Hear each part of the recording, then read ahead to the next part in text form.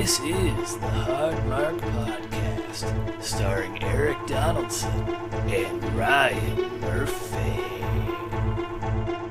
Hello, friends. Welcome to the latest edition of the Hard Mark Podcast. This is your host, Erik Donaldson, and with me today is the talent, Ryan Murphy. How often are you described as the talent? A lot. Pretty frequently? Yeah, it didn't faze me when you said that. Mm-hmm. Yeah.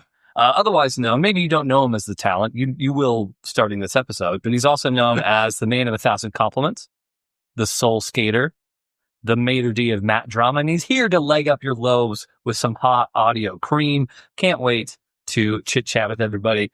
Do you know what social media platforms we're on, Ryan? Not SoundCloud. Fuck off. Yes, no, we're not on SoundCloud. You know, who knows? Maybe we'll be on other things as well. Look for us, Hard Mark with a K. It occurred to me recently that when I named this, because generally you want to name things where it's very clear what the spelling is. Like if you are naming a product or a brand, you don't want them to be any confusion for the name of your thing. And then Mark obviously can be spelled with a C or a K or even a Q sometimes. So is that true? There's Erik with a Q, so I'm sure that there's Marks with Q's. Erik LaSalle from ER. He spells his with name a Q. with a Q. Mm-hmm. And that's the end of his name. Right there, right? That is the end of his name as we know it. So Mark with a K, hard. Which I mean, if you're listening to this, you already know these things, but when you're telling people, make sure to specify, hey, it's with a K, you dingus. I did have a couple, well, actually, before we move on, we're on Facebook as well. We're also on Twitter, so look for us there. Follow us. Hey, give us a like, give us a subscribe. Isn't that what all the YouTubers say? They do. Okay. They do, yeah. Do those things for us, please. Or we could just say, hey, you know what to do. They also say that. I do have some follow-up from the previous episode. Oh. Good. I was right on that. Yeah. Yeah. It's going through my notes. Forefront of your mind. Yeah. I mentioned how Skeletor there was another bad guy in He-Man that was not Skeletor. That bad guy's name was Hordak, for the record. I know. Were these the brothers that we watched last time? These are not wrestlers. These are characters on the cartoon He-Man, as noted earlier. Okay. We mentioned Skeletor. Okay. Before. Since I'm mentioning it, was the last one we watched the brothers? Last one was, it was the Shield, who were like the military guys versus the Wyatt family. That's right. The Wyatt family. Yeah. Okay. Is that what you were thinking of? It was. And I thought you were referring to that. Oh, no. Okay. No. Yeah. So Hordak was the name of the bad guy, the alternate bad guy. Apparently he was mainly She-Ra's nemesis, but it doesn't really matter. That was the person I was thinking of. That was the counterpart to Skeletor. So I wanted to make sure we address that. A lot of pissed off people. I also, because you were so enthralled by this last episode, I wanted to give you a quick deathmatch update. Oh, that's right. Yeah. I've been talking about this outside of the podcast. So any information don't burn I can through our pick material, up, please. Yeah. That'd be good. So I saw a clip. Mm-hmm. I have very little context to give you. I know it happened in Japan. In Japan, they tend to... Were you there? No, I was not there. For the benefit of the audience, I was recently in Japan. It was great. Ask me about it. I'll tell you. But I did see a clip of a person, two men wrestling in Japan. And the bit of the match that I saw was one man body slamming another man on top of a bed of knives. You can guess how that went. Spoiler. You saw a video of this. Yes, there's a video. There's a clip that was going around. This isn't hearsay. You actually. No, I saw it. I saw it, and I've seen beds of other things. Mm-hmm. I've seen beds of nails, which is just as. I mean, maybe not just as insane, but I mean, beds of nails because it's so many nails. Okay. It's like evenly distributing your weight. So it's bad, but it's not horrific. But it's not great. I've seen beds of barbed wire. Yeah. I've never seen a bed of knives. So this was a first, and it was disgusting. So just kind of stacked up as you would see like nails with a sharp, Yeah, it was it wasn't like a ton. I think it was like maybe like, I don't know, 8 knives maybe from what I could tell, but they were all kind of like sharp side up laying. I don't know how they propped them up in this contraption. The video quality wasn't great, but yeah, the dude got slammed on the bed of knives, took a knife right in the small of the back. It was pretty cool. Who are these people? I don't know. Are they getting like? Is this like a YouTube? Are they getting paid? Like what? I'm sure they're getting paid. Yeah, they're probably not getting paid a ton of money. Right. There's very little money in deathmatch wrestling. Like The Rock, for example, was never a deathmatch wrestler. To put it in perspective. Just risk reward. And so like death matches are kind of like a more recent thing. There's guys that you could probably point to through the 90s that you could say like, oh, that guy was one of the forefathers of death match wrestling. But like what they were doing was relatively tame compared to like what some of the dudes, like last episode we talked about the guy who took the weed whacker to the stomach. He's probably one of the examples you could point to of one of the more successful people to come out of deathmatch wrestling. I want to tell someone that story when I talk about death matches outside of this, but I don't even believe it. There's YouTube. I'm sure it is. It's just so ridiculous. Like you go from a knife bed to like a weed whacker. Like, yeah, it's just insane. I mean, you watch The Dentist on FearNet. This isn't all together. I don't understand why this isn't more popular. Why are more people watching this? Great question. I ask myself that every night. Why aren't more people watching men slamming other men on beds of knives and watching David Arquette nearly bleed out on pay-per-view streams?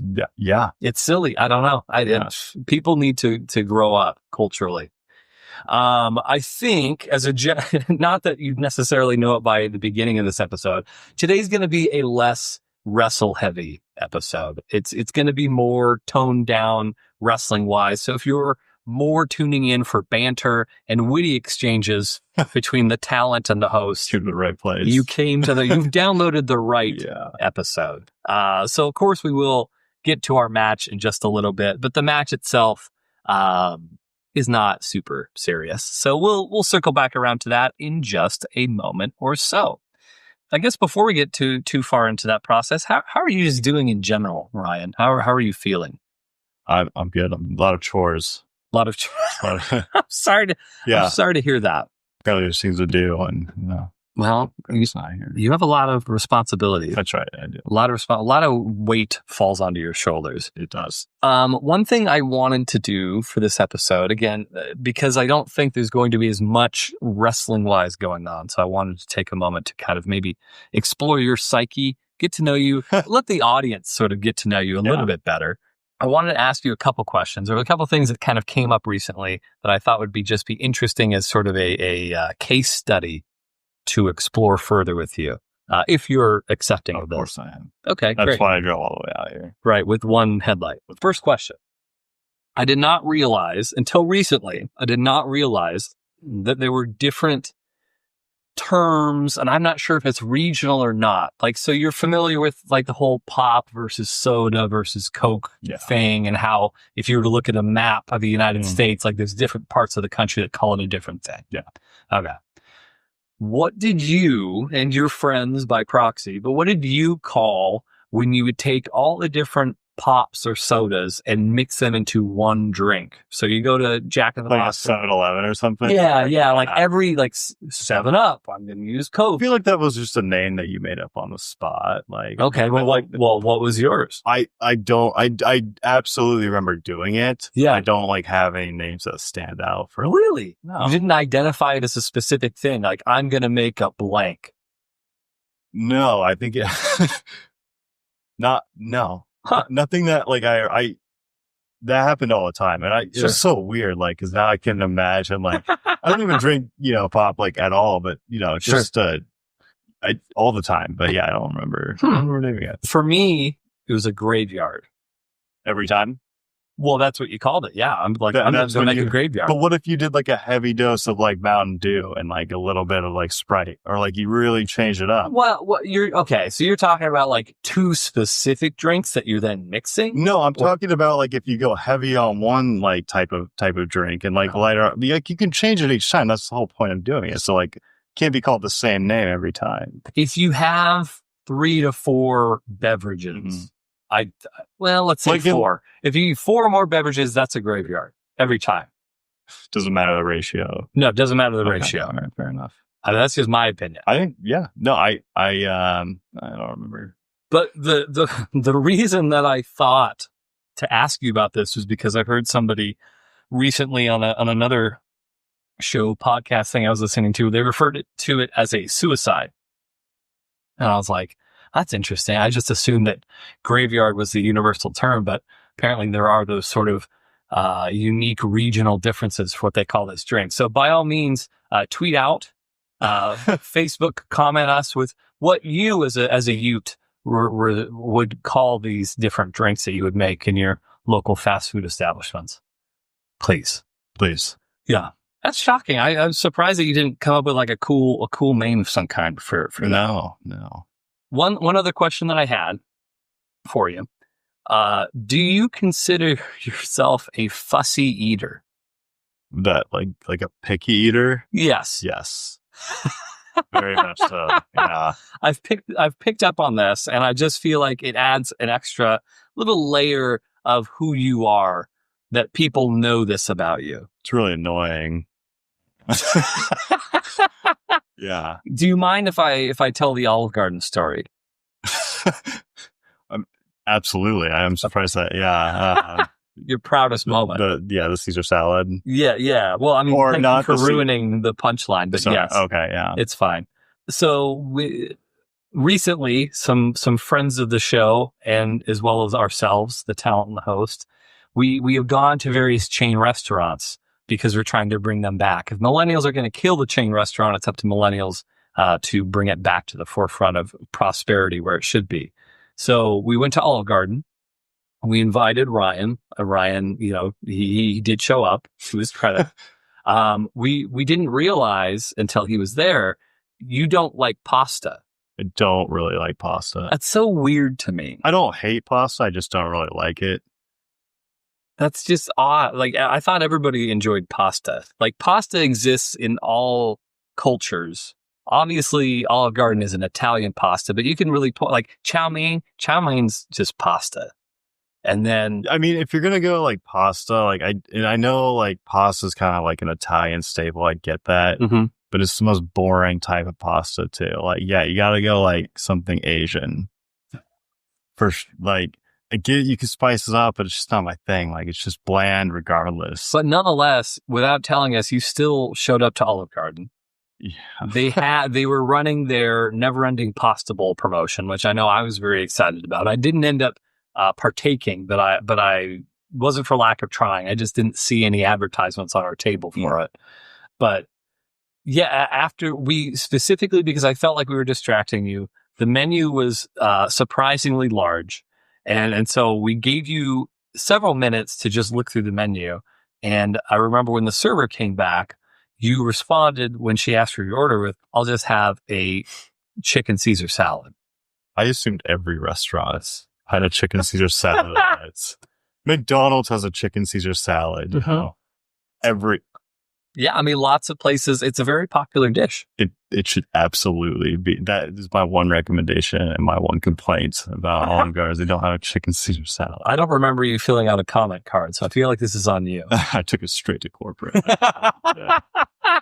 So she then informed you that they did not offer a chicken Caesar salad. You then proceeded to order whatever the garden salad sort of standard thing is, but the interesting aspect of this is all the rest of our meals, like the other 4 people that were there at the restaurant, they all ordered pasta dishes that included unlimited soup, salad, breadstick. Like that's the deal. That's their staple. That is their staple. Yeah. Everyone knows it as such. And so, when 20 minutes goes by and they bring out the big bowl of salad, that was apparently not only the communal salad for everyone, but it's also the salad that you ordered. That I paid for. And then, yeah, of course, at the very end of the meal, you ended up getting a check for, what was it, like $8, $7? Yeah, it was for salad that was unlimited salad that the rest of us were also. I mean, and it wasn't like clear by any means. This was a giant communal bowl of fucking salad on the middle of the table. Like, that was the most surprising thing I'd heard in like a month at that point, that was my salad. After about 5 minutes of you waiting there patiently for your salad, that's when it dawned on me, like, that fucking salad they gave us, that's for everybody. That's your salad that you just paid. It's a big thing I've ever seen. And then my wife gave you some of her meatballs, and several. She's very confident. Several, I appreciate it. Yeah. Oh gosh. Yeah. Man. But so we've established in off-air conversations, your favorite food is fried chicken. Is that correct? I really like fried chicken. It just like varies. I don't know. What else is in that rarefied era? Like, I like seafood a lot. Okay. I don't know. Like crab or fish? I like shellfish. I like fish. I like any seafood. Okay. That's not super picky then, I would say. Yeah, but like if you start talking about like vegetables or like grains, like I won't like eat wheat bread. I won't only white bread. Yeah, like I'll do white bread. I like sourdough, I guess. That's kind of white bread too. But I guess so. You are a fussy eater, I would say. But you're also a very particular eater. Like the fact that you don't like wheat bread, but you'll have sourdough. That's just very. You're choosing these niche things to enjoy. Is my take on this subject. Yeah. Like when I was a kid, like one of the things I just remember is I liked waffles. Like I knew I liked the taste of waffles, but if you broke a waffle open, I was like, I don't like the white stuff inside, like the batter. That was like, and I think I've like grown up like being just a super weird, doesn't really make sense picky eater. Did you act on that? That's the thing. I knew I liked waffles, but if you were to take a waffle and you broke it open and I saw what was inside of it, like, all of a sudden, I didn't want it. So did you eat the waffles? Like, yes, I can still eat waffles. Okay. But like, as a kid, as a young kid, like, yeah. And so I think like certain things, like I find out what's in it, or I can like, I'll shove something down. But if I know, like my mom told me like one time, like she put blue cheese and she's like, this is ranch, or like, this is much and pressing. And I was like, oh, this is fine. I've always been that like weird kind of picky eater. Like, I mean, little kids are weird. Yes. As a child, I used to like take the seeds out of everything. There's seeds in most things that people don't realize, and I would surgically find the seeds and remove them and then eat the food. What kind of stuff are you like? The weirdest thing, the one thing that always confuses people is peas. I would take the seeds out of peas before I would eat the peas. That's not like the actual pea, like I know some vegetables. Like so this is like you got like I'm not talking about a pea pod. Like, I'm talking about the individual. Okay. What if you squeeze them down? They've got a little seed, and like you can find it if you're looking in just the right spot. And I would squeeze the tiny little seeds. There's only one. I would squeeze those tiny little seeds out of the peas and then eat the peas. Why didn't you just not eat? Why didn't I not eat them? I just skipped I had to. Together. I had to eat vegetables in order to get cookies. Is that my? Yeah, I did too a little bit, but it was like I like peas. I refused to eat broccoli. I refused to eat carrots. I refused to eat like green beans. I would eat. Okay, I would eat green beans, but I would take the peas out of them. Or not the peas, the seeds. I would take the seeds. Very intricate. Like I never even knew there was seeds. If you cut down the sternum of the green bean, there would be usually there's two seeds inside of the green bean. I would take this. Do you know why you didn't like? I have no idea. I probably watched a cartoon where somebody ate, somebody probably ate a seed. The seed then would grow in their stomach, and then I decided, nope, I'm not going to eat seeds. Did you like watermelon? I never really ate watermelon. So even as someone who wasn't afraid of seeds, I was afraid of like watermelon seeds. So I can't imagine your fear. Yeah, well, that's probably why I avoided them. I was like, that looks like too many seeds. I'm not interested. And pumpkins, sort of a similar thing. But kids are weird. Do you like mayonnaise? No, I don't like mayonnaise. I won't touch it. I think it's disgusting. For a while, when I was on a big fitness kick in like my early 20s, I would make tuna fish sandwiches, but instead of using mayonnaise, I would use sour cream. Oh, sour cream either. You don't like sour cream? I don't. That just sounds weird. That's a weird. I don't like creamy things, and then you add like sour to it. It just doesn't. Like again, this is not things. No, I don't. What about ice cream? Well, so like I don't like sweet stuff on my savory foods. Okay. So like I can do like cake or ice cream or whatever, but like I don't like anything that's like people like sweet with their salty. I don't. I mean, there's certain things like they make chips, like potato chips that are like dipped in like chocolate. Those can be good. You got to get the correct ratio of sweet to salty. I would try it. I wouldn't, but like I Sure. probably, I don't know. I wouldn't like, I don't know. Yeah. My wife's, one of her favorite late night snacks is sour cream is like her dip for kennel chips. And so I actually picked some up just today from a local Safeway for her to enjoy. Yeah, I'm a nice guy. Yeah. I'm a nice human being overall. So, I try and do these things, and they're nice things for my wife.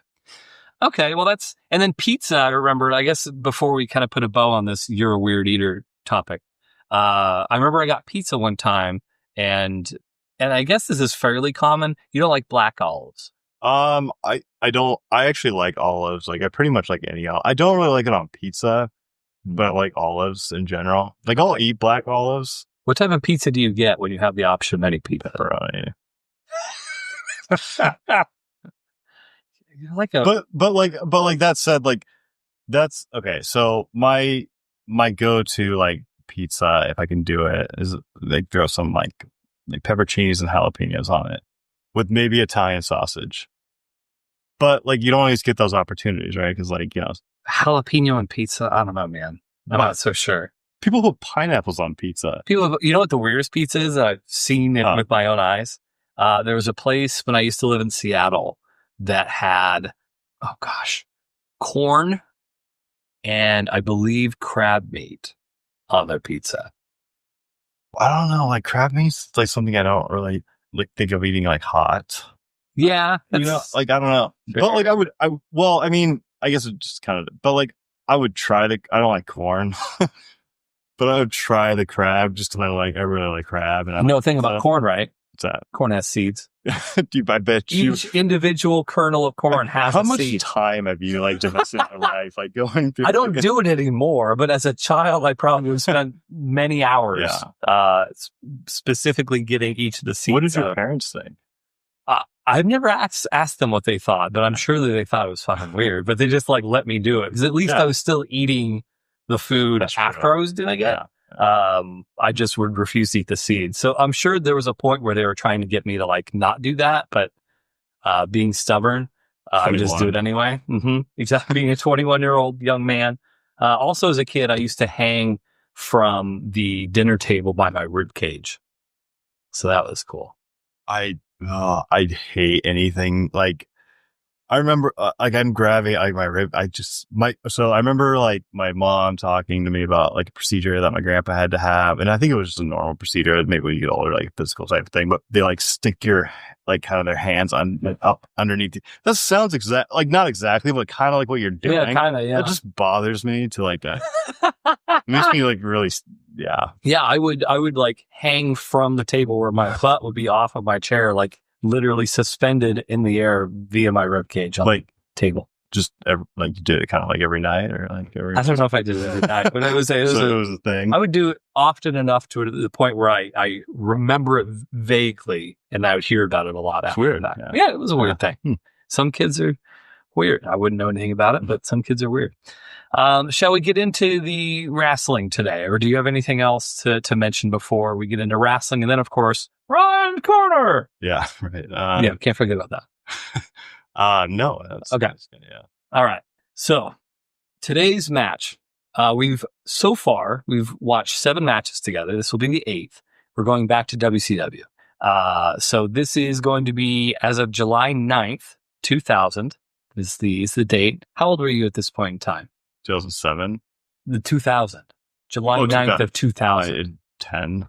10, okay. So less than 1 year after this match happened, not because of this match necessarily, but it does definitely kind of paint you a picture of where the company was at.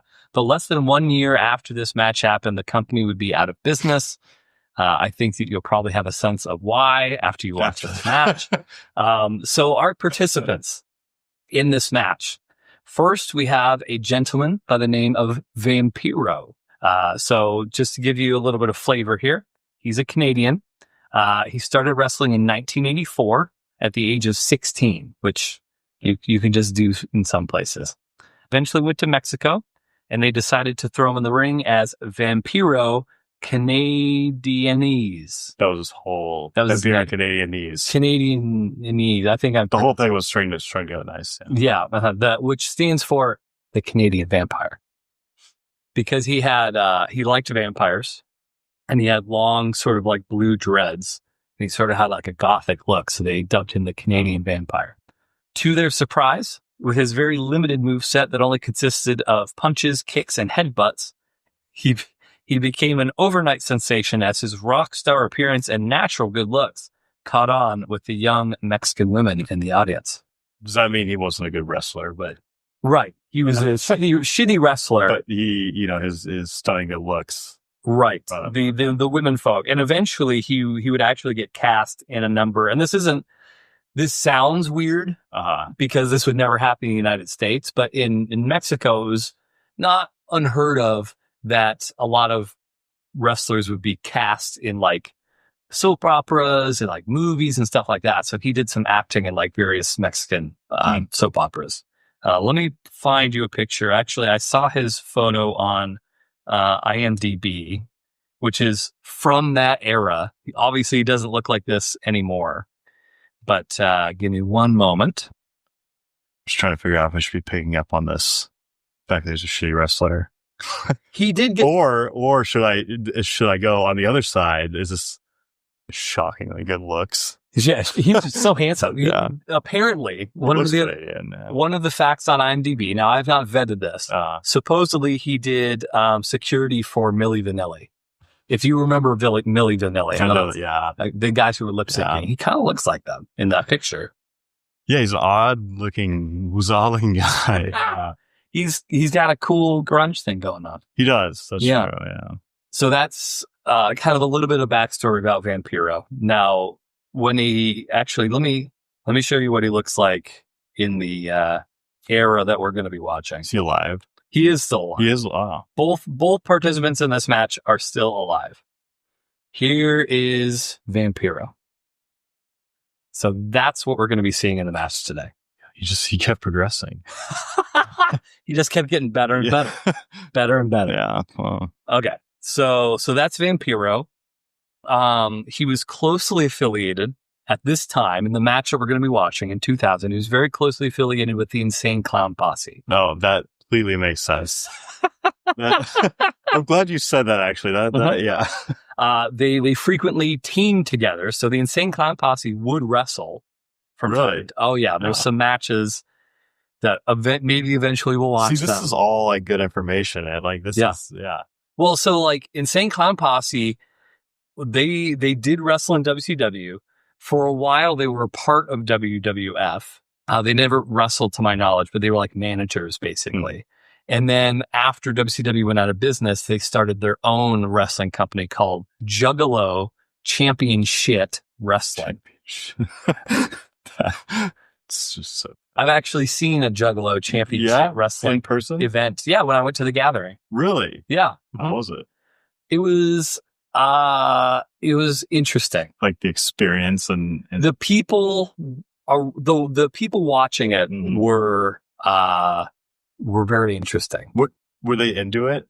They were super into it. They were, yeah. Yeah, but they would chant just dirty, disgusting, filthy shit, especially like the female wrestlers. Oh. So it was definitely a rougher crowd that I've seen. Even for a wrestling event, it was a very rough crowd, which is just generally speaking a pretty rough. They brought back the Attitude Era. They did in many ways. It's surprising it didn't catch on better. But their collective team name, when the Insane Clown Posse and Vampiro would get together, they were the Dark Carnival. Was it like a regular event that they'd get together? Yeah. Like certain, like for a while anyway. Yeah. I'm sure that they had like a string of a few months where they were frequently sort of tag teaming up. Yeah.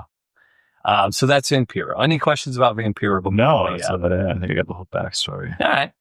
His opponent for the match that we're going to be watching is the Demon. I'm very curious. So this is actually, I know that your favorite sport is baseball. This is, to my knowledge, the first baseball tie-in that we've had in the duration of our show. And we'll try not to harp too hard on the baseball thing. Yeah, but forget about baseball. Well, people to listen. But so the guy who played the Demon, his name is Dale Torborg. Does the last name Torborg ring any bells with you? No. What like era was this out of? So his dad was a former Major League Baseball player and manager named Jeff Torborg, who was the catcher for Sandy Koufax's Perfect Game. Oh, man. And he was also a Major League coach as recently as 2003 for the, I think, the Marlins. You wonder who else got a perfect game? Who Mike Sonnino, who's no longer on the team. Mike Sonnino? Sorry. My point is that these these Major League Baseball players go in and out so quickly. Yeah. I have no idea who that guy is.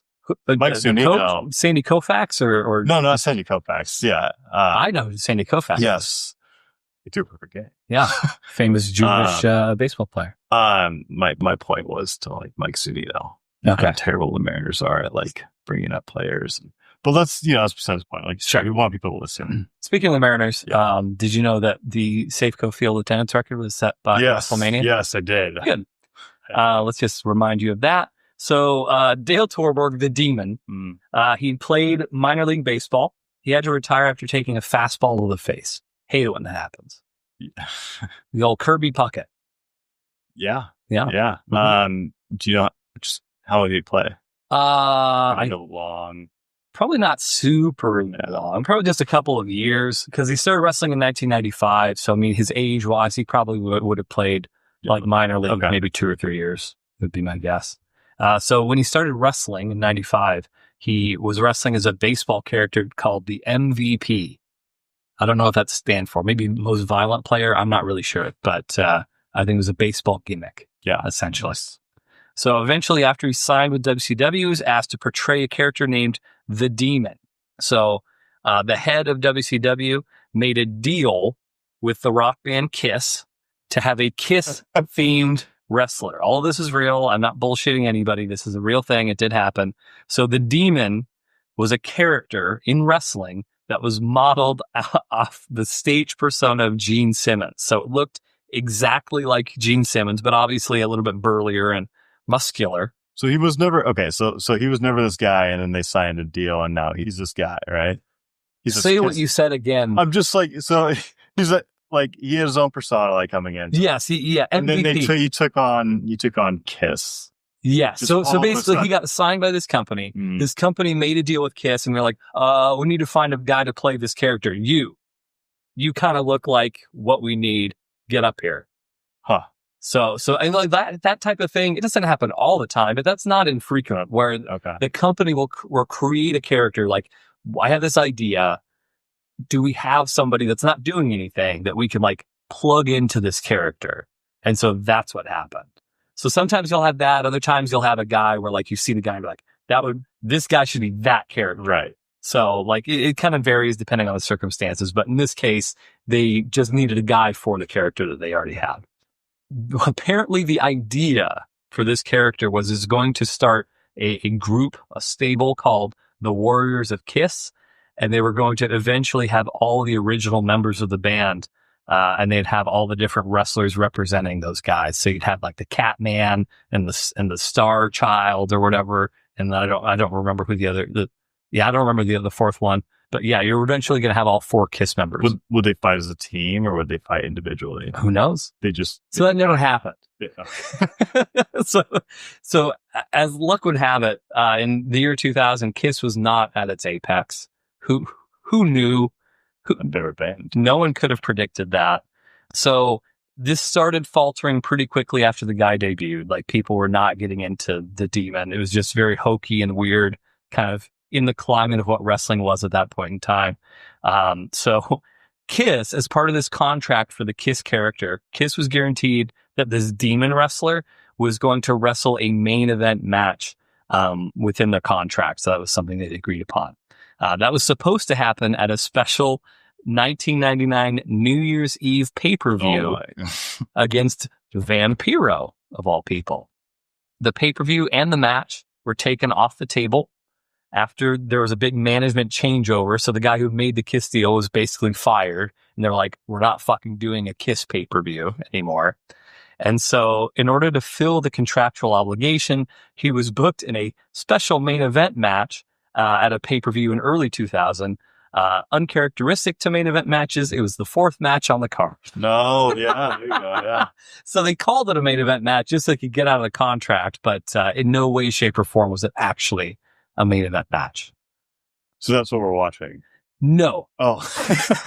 So that happened already. Okay. So that happened in like February, March of 2000. Fast forward to July of 2000, and that's the match that we're watching. So basically, the reason I'm giving you all these details is officially now the bloom is off of the rose of this Dino character. Like, they don't really know where to go with him. He's sort of a meandering sort of character.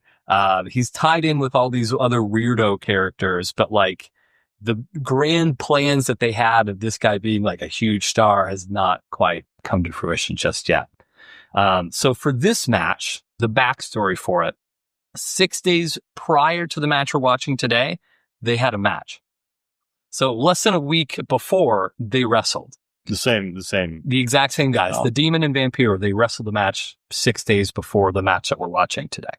This match happened after Dale Torborg's girlfriend was blown up by fireworks. In storyline, not real. You're giving me a look like it's real. It's not real. Blown up by fireworks. So she was, around July. Right? Here's what I have to do for this fucking show. So the other day, I sat down. I was like, I have no idea. I've seen this match that we're about to watch many times. The reason I've seen it many times is because I recorded it off of an on-demand service years ago.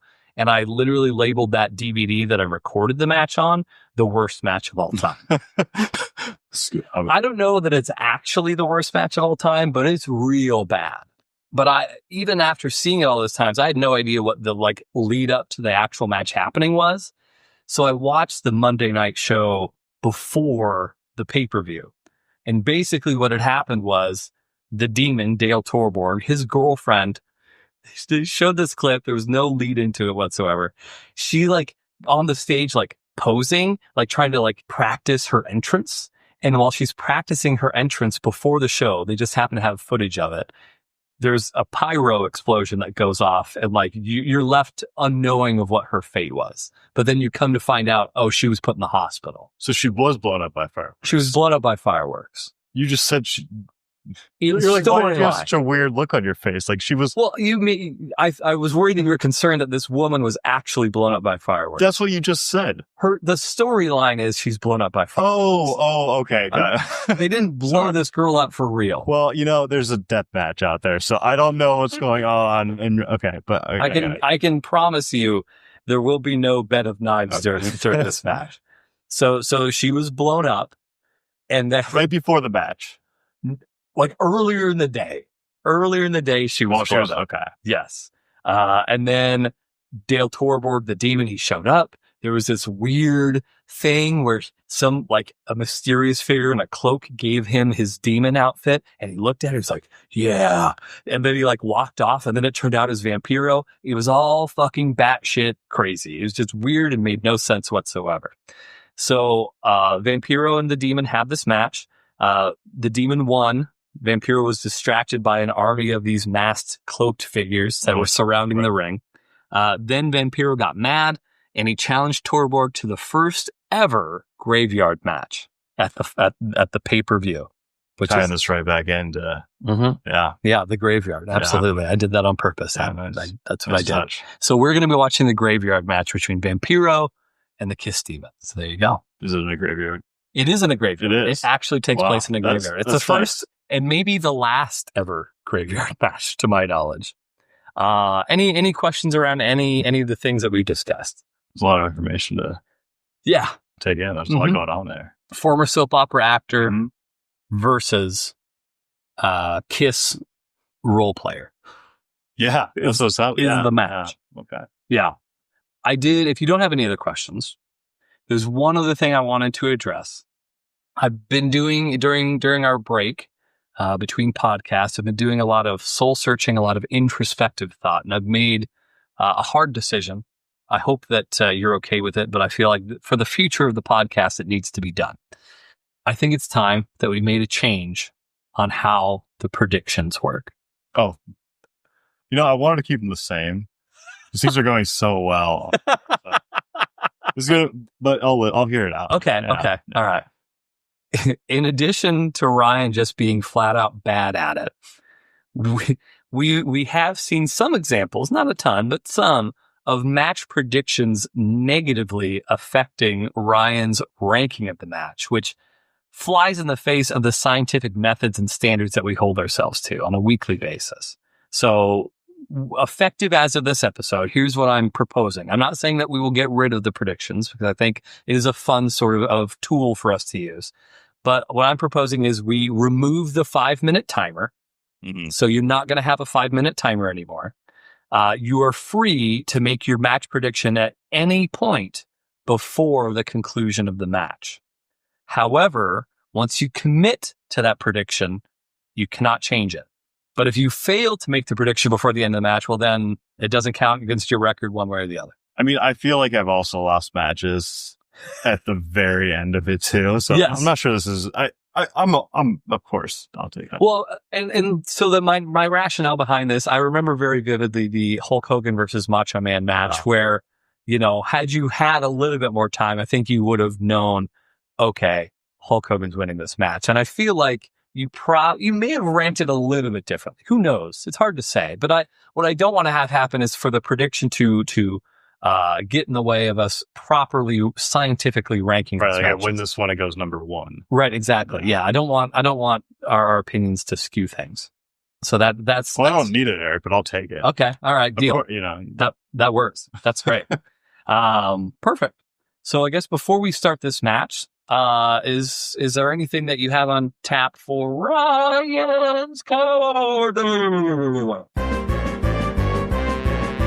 There's nothing more that I like than a fresh cut long. I've been working it for 2 months now, I think. Yeah. Yeah. Something like that. So you have something. Yeah, or next week. Yeah. Or next week. We'll see. Yeah. No Ryan's Corner? Or this week. I don't know. We'll see. We'll see right now. Do you have something? Right now. Right now. It's going on right now. Yeah. I mean, if you don't, that's fine. Oh, I sold my truck. I'm not a truck guy anymore. Oh, that's right. What about, did you throw on your rollerblades as a bonus, or? No, I bought skis. Are you a skier? No. No. Have you ever skied? I'm not. Well, yeah, I did like 2 weeks ago.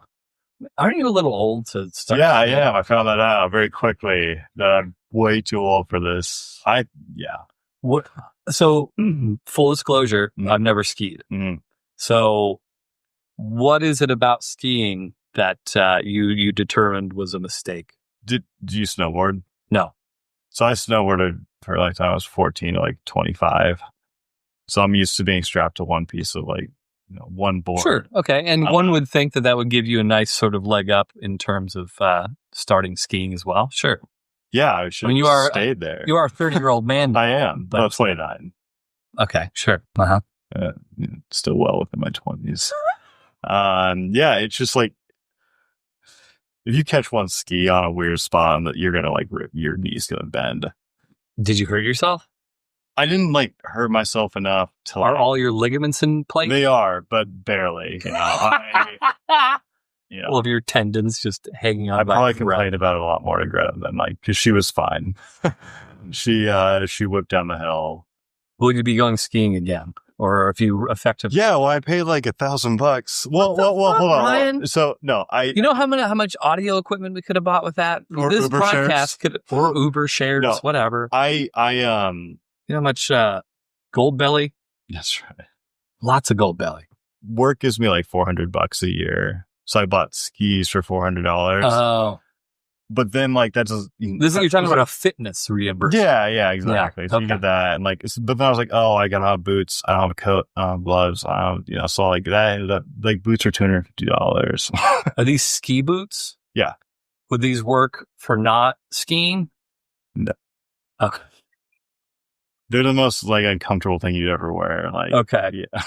So you would never, there's no You situation. barely wear them for skiing. Like that's how like, they're awful. And also lift tickets are like $110 for a day. Okay. Is that not shocking? That's I a have Ryan's no Corner frame in of itself. that is a Ryan. That's what a rip. I don't know. I have no frame of reference for what a lift. So for a lift ticket, just to clarify, I guess while we're kind of exploring this further, does that mean you get unlimited trips up the mountain, or is it's not it's not 110 per trip, is it? Yes. What? For one day. Wait, hold on. Let me I think No, go ahead. Yes. No way. Yeah. $110.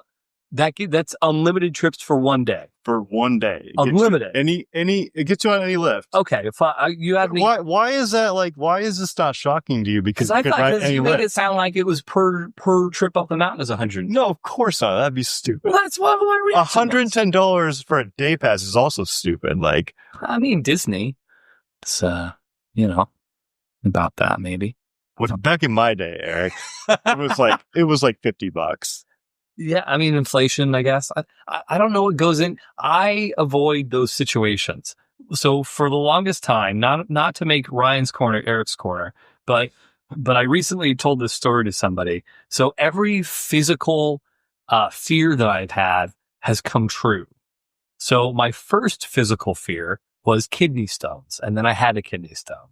Nice. My second physical fear was tearing my ACL. Now, I did not tear my ACL, but I did tear my PCL, and that sucked. When did you do that? It's when we were still at the old place. Oh, that's right. You had like a brace on for a while. You were like Hawaii or something. No, it was around Christmas time. I was trying to be a good Samaritan helping somebody, and then like I was on a hill. Yeah, it was icy. And so when I ended up falling, but I caught myself, but because I was on a hill, my left knee hit before my right knee did. And it's very difficult to tear your PCL, but I managed it. Apparently a lot of football players have that, and a lot of them don't even realize it. Don't go skiing. So, and to this point, my current body fear is tearing my Achilles.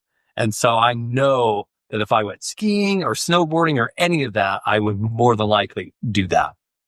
So I won't. Yeah, you probably would. You walked down a hill and tore your PCL, so I didn't. Okay, everyone heard the story. I don't have to correct you on that, but I didn't just walk down a hill and tear my PCL. Have you been injury prone like your whole life? No, I had a cast once on my wrist. I didn't break it, but I fractured it playing football in 5th grade. That was the only time I ever had a cast. I guess technically I have not broken a bone. I've broken 3. What bones? I broke my wrist twice, my femur. You broke your femur? I did. Jesus, how'd you break your femur? In your car? I got hit by a car. Riding on a bike. How old were you? 7 or 8. Jesus Christ, dude. Yeah. Were you rollerblading? I was on a bike. Oh, okay.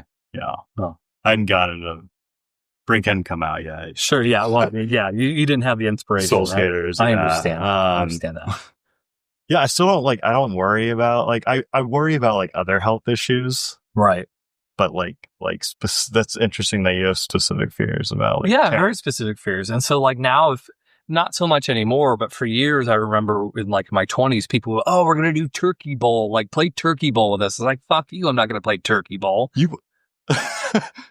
What? Do you okay. You talk about playing football on Thanksgiving? Football on Thanksgiving Day with no pads, you don't touch tackle.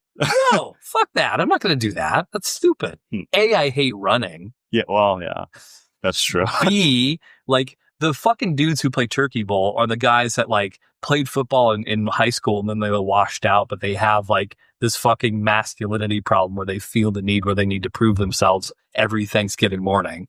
So from all these different standpoints, 3, my fucking depth perception sucks. I'm horrible at catching things. So I would end up playing a lineman or some shit like that. And that's for people during Turkey Bowl. So none of these things are appealing. Those are all fair points. You're right. I wouldn't play either. And 4th, Wednesday before Thanksgiving is one of the best drinking nights of the year. You can just get fucked up and then it's fine. Is it though? It is, as long as you're not hitting it too hard to the point where you can't like eat food on Thanksgiving. Like you gotta be a somewhat responsible adult, but like all the bars and stuff on Wednesday, not so much now as a man in my mid-30s, but when I was in my 20s, hell yeah, Wednesday night, day before Thanksgiving, great night for going out. You can take that to the bank. Well, I'll be 30 by the time I have. It's not exactly. Well, that's true. You've run through all of your. We was in July. You could have like brought this up. Sorry. I mean, maybe pass that knowledge along to your grandchildren. Well, sorry for kind of directing that in a different way. But anything else around skiing for this week's Ryan Corner? $110 just from me. Fucking $110. And with that $110 said, Ryan and I are now going to watch Vampiro versus the Kiss Demon in the first, and I'm pretty sure last ever, graveyard match. I don't think this is available up on any free services. So if you have the WWE Network, hell of a checkout. So when we come back, we'll give you our thoughts on it. Thanks. Here's a message from our sponsor. I take that loss with a lot of honor. So I think that warrants more discussion. So that was even more confusing than I remember it being. I just saw it earlier this week. So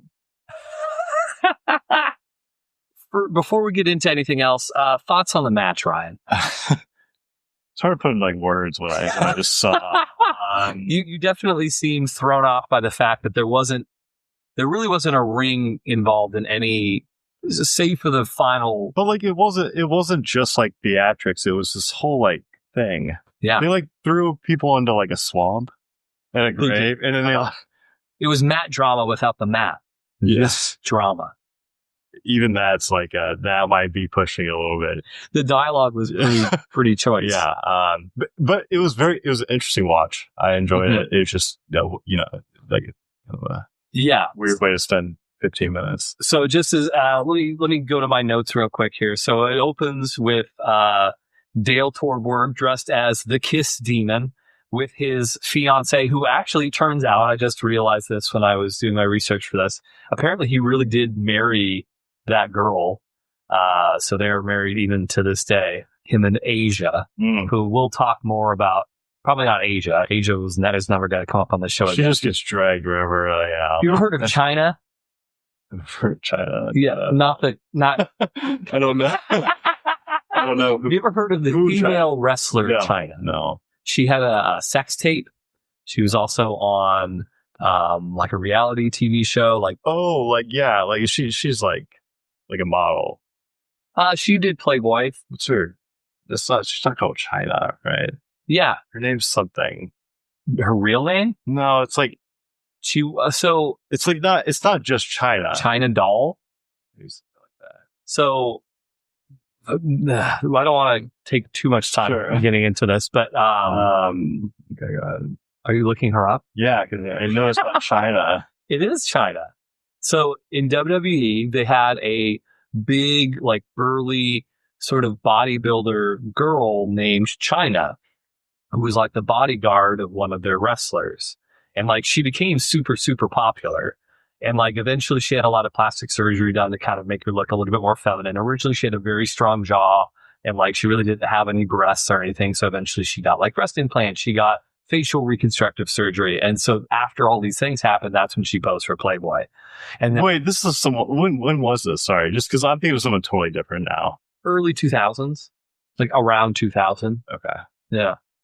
But she was very popular. And so WCW, which in this time in particular, they were all about this. They were like, oh, WWE has a super popular character named China. We're going to have a bodybuilder girl, but we're going to call her Asia. One up it. Yeah, exactly. Yeah. So that's the story there. But they apparently got married in real life. But yeah, they show up. The demon has his torch. They're looking for Vampiro. Eventually, Vampiro jumps out of a tree. Who saw that coming? The only thing in the vicinity. Yeah. Well, they looked in the coffin. No Vampiro there. Yeah. Eventually, as you mentioned, they brawl to the swamp. Vampiro abducts Asia, runs to the swamp. The referee, almost like he set it up as a trap. Man, he's always 3 steps ahead. It's like an alligator. Human chess. Yeah. It was, and then Asia's doing a weird like rocking thing when the demon finds her. Like she's freaking out, like something horrible has happened to her. And then somehow when the demon's consoling her, you can't hear Vampiro splashing through the water behind him to like grab him and throw him in. It was shocking, yeah. Yeah, another shocking revelation. I couldn't see her rolling. I couldn't see a lot in that. Well, the lighting consisted of one flash. Right, and they mentioned that too, when they were commentating on it. They did. Very specifically, yeah. So. How did this commentary match up to the Macho Man Hulk Hogan commentary? So for the match, I think it was fair. I think it was a decent. Okay. It wasn't great. Not amazing. It didn't blow you out of the water. Not so at to all. speak. Not. But I just like when they're enthusiastic about whatever's going on. They were pretty enthusiastic. They were, yeah. You can't take that away from them. And then Vampiro takes the girl again. She's like laying unconscious by the casket, and then when the demon goes to rescue her a second time now, that's when Vampiro popped out of the casket, spit the fluid, the mist. Do you know what that was? Well, so in wrestling, a very, very, very common sort of trope is spitting mist. Usually a lot of Asian wrestlers throughout like the 70s and 80s, they had poison mist they would spit into people's faces that would like blind them temporarily. And so I think it's great. I don't know why more sports don't incorporate it. But I think that's what Vampiro was doing, was he was spitting mist, which blinded the demon, and then he smashed a tombstone on his head. Yeah. What exploded, the head or the tombstone? Hard to say. Mm-hmm. Yeah, it was tough to see. Then he threw him in the casket, the very sturdy casket, tossed him into a grave, and then threw a torch into the grave with the casket. And then spit on his grave. And then spit on his grave. Yeah. Absolutely. So that was kind of the main meat and potatoes of the match. And at that point in time, you'd still not made your prediction. Then we had to fast forward a while. And then there was the bit where Vampiro, complete with like entrance and smoke and whatever, just kind of made his way out to the ring. And apparently that was the end of the match. They were like, this is even more ridiculous than what led up to the match. And there was no way that this was more ridiculous than what led up to the match. It was just like some smoke and lights. Yeah, that they kept saying, you're right. Like they kept saying, like, there's only the match is going to win. But yeah, that didn't seem fitting for this kind of match. Like I would have fully expected. Then Sting came back, or his. Yes, sure. So I still am not understanding what happened there. What happened to Demon? What happened with how did Sting get involved? Which part specifically do you not understand? I think I understand it a little bit. Here's what I was so just what I was expecting was for the demon to be resurrected or something, and then just come back and win unexpectedly out of nowhere, like every wrestling match does. Sure. But I don't have these like Sting characters. I know that you said like he got thrown off a 30-foot building. So months prior to the match that we watched today, I don't know specifics, but they alluded to it a couple times throughout the match. Vampiro had lit Sting, who Sting was like a legitimate pop star for WCW. Like he was one of the few guys that was always loyal to that company, and like he was a big deal. Vampiro had lit him on fire and thrown him off of, again, this is based on what the announcer said, a 35-foot structure. And then Vampiro basically claimed he killed Sting. So Sting was now dead. And so when I mentioned kind of the follow-up to, or the build-up to the match, there was the match the previous Monday where the Demon and Vampiro had wrestled and a bunch of cloaked figures showed up. It was those Sting druids that distracted Vampiro. And so I think that they were hearkening to the return of Sting in the near future. But even in this event, you weren't 100% sure, like, was that Sting or was it not? Because the person who came out of the casket, it kind of looked like Sting, but they were wearing a mask. Sting paints his face, but this person is wearing a mask with the Sting face paint design on. Yeah. It was super fucking weird. And that's why the fucking company went out of business in under a year, is because nothing made sense in a logical way. Like, so, go ahead. Well, so like you said, okay, so you got thrown out. threw this guy out there. You lit him on fire, threw him off 35 foot. Yeah. So do these like characters like live in a bubble? Like, are they not like? Some do. Is that like how it's supposed to kind of like be? No.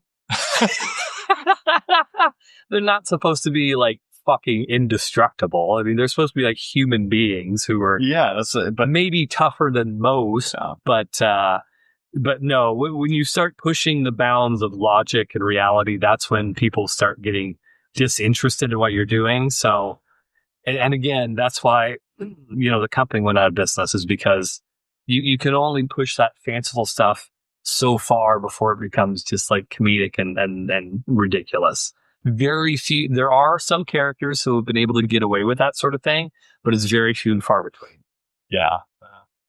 It's weird. So here's what I'll say about your prediction. I know I kept like, you haven't made your prediction yet. You haven't made your prediction yet. I still think I made the right prediction. And I'm going to leave this up to you. Yeah. Technically, by the time you made your prediction, the match was over. The match ended. Well, they didn't call it. Yeah, that's true. They did not call it. So I think technically you did not make a prediction. Now, I know when I pressed you after Vampiro was in the ring, eventually, and I have no idea why you said this, you said the demon. Yeah. Even though Vampiro was standing in the middle of the ring at the moment that you said that. So it's up to you. If you want this to count against your record, sure, fine. But I think, again, technically, you did not make a prediction for this match. I take this L with a lot of pride. I do. I think if I was directing this match, that's how I would have went. Sure. Okay. Maybe they'd still be in business if I was. It's true. If you were in charge, if you were booking the territory, as they might say, things would have turned out a lot different for WCW. But oh well. Anything else about the match that is worth discussing or that you're curious about? We will maybe not the very, very near future, but sometime soon, we'll actually be able to watch a Sting match. He's going to be somebody that we see every now and again. But we don't know if he's alive. We don't know if he's alive. Maybe Vampiro killed him. It's entirely possible. But anything else on your mind? Why did Vampiro? Why was he back in a coffin? Why was he back in a coffin? Yeah, that was him at the the very end. Yeah, right? Because Sting threw him in the coffin, or Sting, quote unquote, Sting. And they did that, and he's like, and then they called the match. Well, okay. All right, let's... I'm never watching another WCW 2000 match with you ever again, because me having to explain all this shit, it doesn't make sense. I'm in the same boat as you are. But basically what happened, Sting pops out of the casket. Mm-hmm. Vampiro assumes it's going to be the demon, but it's Sting, or maybe not. Who knows? And then the guy, we'll just call him Sting. Sting hits Vampiro with a baseball bat, throws him in the casket. The lights go. Yeah, baseball bat. Nice. You can see all the Sting druids had baseball bat. Mm-hmm. And then Sting lays him out, throws him in the casket. Then he disappears. No more Sting anymore, but the druids are still there. And the announcer said, "Well, there's your winner, Vampiro." Usually there is a ring announcer who makes an announcement out to the crowd saying, "And here's your winner, blah, blah, blah." The play-by-play announcers are not usually ones who say that. So it was a very weird scenario. I think they should do like continuation of this match, like 2020. Oh, I'm sure. Just like they had part 1 and they had part 2. Just finish it with part 3, and then Yeah, I mean they're both still alive. Yeah. This might be the first match. No, it's not. Never mind. We lost a match from last year that happened. So no, it's this is one of the few matches, let's say, where both participants are still with us. Yeah, so I was surprised to hear that. Especially after seeing this, I'm even more surprised to hear that. Dale Torborg is he's a coach in Major League Baseball today, right now. I don't know for what team, but he's not like a head coach, but he's like a strength and conditioning coach or something like that. Yeah. Which, with a body like that, why wouldn't he be? Yeah, sure. No, that's fair. I think it's time. So we got our whiteboard, right? Cheer. So, of course, you can always go to our social media channels to kind of see the up-to-date rankings right now. But we have our 7 matches. At the very top, we have Ospreay versus Shingo. At the very bottom, we have Harlem Heat versus Steiners. And then a mixture of different teams between those two. So, Ryan, what are we thinking? Like, at least sort of a category. What do we? This is a tough one. This is a tough one. What makes you say that? Did you? Okay, let's take a step back. Did you enjoy this? Yeah, so that's what I'm saying. It deserves to be last.